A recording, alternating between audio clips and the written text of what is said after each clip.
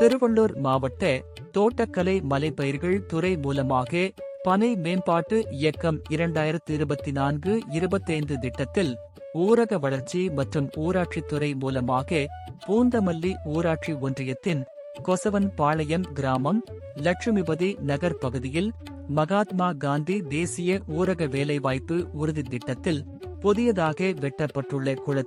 குளத்தின் வெளிப்புறம் குளத்தின் கரையை பலப்படுத்தவும் பாதுகாக்கவும் மாவட்ட ஆட்சியர் திருவள்ளூர் அவர்களால் பனை மரக்கன்றுகள் நடவு செய்து துவங்கப்பட்டது. இந்த நிகழ்ச்சியில் ஊரக வளர்ச்சி மற்றும் ஊராட்சித்துறை திட்ட இயக்குனர், கோட்டாட்சியர் திருவள்ளூர், தோட்டக்கலை துணை இயக்குனர், மாவட்ட ஆட்சியரின் நேர்முக உதவியாளர் வேளாண்மை, கொசவன்பாளையம் ஊராட்சி மன்ற தலைவர் மற்றும் பல்வேறு துறை அரசு அலுவலர்கள் கலந்து கொண்டனர்.